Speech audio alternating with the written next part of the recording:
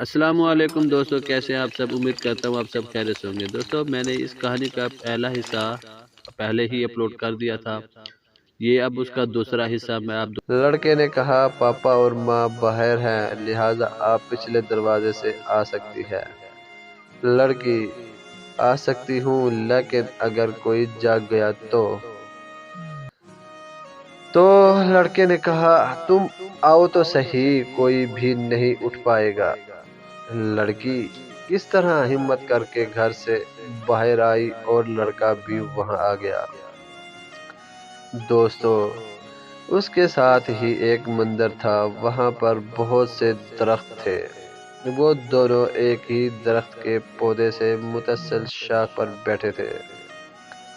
پھر دونوں کچھ دیر ایک دوسرے کے بارے میں باتیں کرتے رہے۔ دونوں ایک دوسرے کے قریب آ گئے۔ اگلے دن لڑکے نے فون کرنا شروع کیا تو لڑکی نے فون نہیں اٹھایا۔ لڑکا یہ سوچنے لگا کہ وہ مجھ سے ناراض ہے۔ یہ سوچ کر اس نے اپنے آپ سے کہنا شروع کر دیا کہ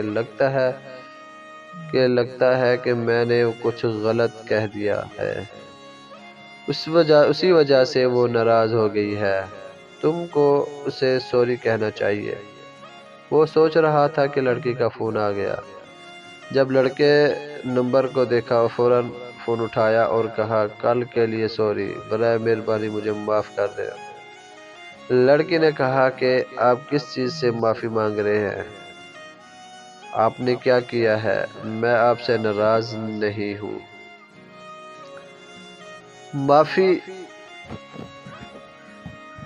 معافی مانگ رہے ہیں؟ آپ نے کیا کیا ہے؟ میں آپ سے ناراض نہیں ہوں۔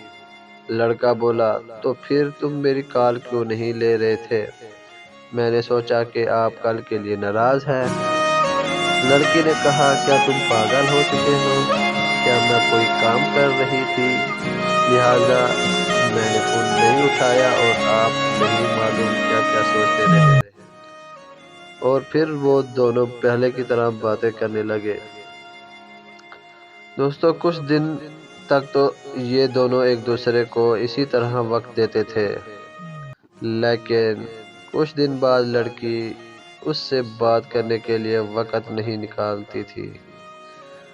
چنانچہ ایک دن جب لڑکا راستے میں لڑکی سے ملا تو اس نے پوچھنا شروع کیا کہ تم میرا فون کیوں نہیں اٹھاتی؟ کیا کوئی مسئلہ ہے؟ لڑکی نے کہا نہیں، کوئی مسئلہ نہیں ہے، بس وقت دستیاب نہیں ہے۔ لڑکا بولا تم اتنے مصروف کیوں رہتے ہو؟ لڑکی نے بتایا کہ گھریلو کاموں میں۔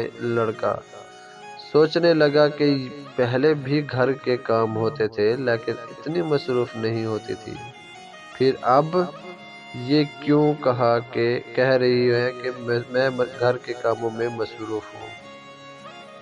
لڑکے کو شک ہوا کہ لڑکا اس کی نگرانی کرنے لگا، اور جب بھی اس کو فون کرتا تو اس کا فون مصروف ہو جاتا ہے۔ جب لڑکی کبھی کبھار فون اٹھاتی ہے تو لڑکا پوچھتا ہے کہ بات کہاں ہو رہی ہے۔ لڑکی بولی وہ دادی کا دیور تھا، اس سے بات ہو رہی تھی۔ دیدی کا دیور تھا، اس سے بات ہو رہی تھی۔ لڑکے نے کچھ نہیں کہا اور پھر کہا کہ ٹھیک ہے، کیا چل رہا ہے؟ لڑکی نے کہا ابھی میرے پاس کچھ کام ہے، ہم کچھ دیر بعد آپ سے بات کریں گے۔ فون منقطع ہونے کے بعد جب لڑکے نے لڑکی کے دوست سے اس کے بارے میں پوچھا تو لڑکی کے دوست نے کہا کہ ہاں وہ اس کی بہن کا دیور ہے، وہ اس سے شادی کرنا چاہتا ہے اور وہ بھی اس کے ساتھ شادی کرنا چاہتی ہے۔ اس کے لیے اس نے پاپا ممی سے بھی بات کی ہے اور اس کے پاپا ممی بھی اس رشتے سے اتفاق کیا ہے، لہٰذا جب ہم بھی فون کرتے ہیں تو وہ ہمیں مصروف بتاتی ہے اور اس سے بات کرتی رہتی ہے اور وہ اس سے بھی بہت پیار کرتا ہے۔ لڑکا یہ سب سن کر بہت افسردہ ہوا اور دوست سے کچھ نہیں کہا۔ پھر وہ لڑکا لڑکی کو فون کرنے لگا لیکن لڑکی کا فون مصروف تھا۔ پھر لڑکی نے کچھ دیر بعد دوبارہ کوشش کرنا شروع کر دی۔ کسی طرح لڑکی نے اپنا فون اٹھایا اور کہا، ہاں لڑکا، کیا آپ شادی کرنا چاہ رہے ہیں؟ لڑکی بولی، کون کہہ رہا ہے؟ لڑکا بولا، ہو رہی ہے یا نہیں؟ لڑکی بولی، ابھی نہیں ہو رہی ہے۔ لڑکا بولا، تو آپ کا فون اتنا مصروف کہاں ہے کہ تم ہم سے بات بھی نہیں کر سکتی ہو؟ لڑکی نے کہا، بتایا تو تھا کہ دیدی کا دیور مجھ سے بات کرتا ہے، وہ کہتا ہے تم سے بات کرتے ہیں تو کیا میں ان سے انکار کر دوں؟ لڑکے نے کہا، سنا ہے کہ اس سے شادی ہو رہی ہے آپ کی؟ لڑکی نے کہا، نہیں، ماں اور والدہ کہہ رہے تھے کہ وہ آپ سے شادی کرنا چاہتا ہے اور ممی پاپا کو یہ رشتہ منظور ہے۔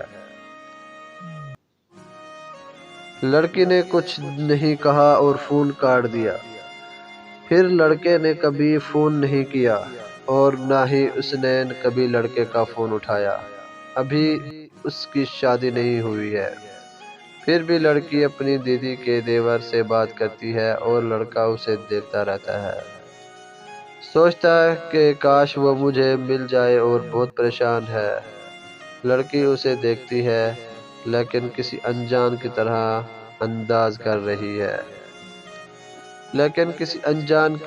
انداز کرتی ہے۔ اگر وہ دونوں ملتے ہیں تو اس پوسٹ میں مزید کہانی اپ ڈیٹ ہو جائے گی۔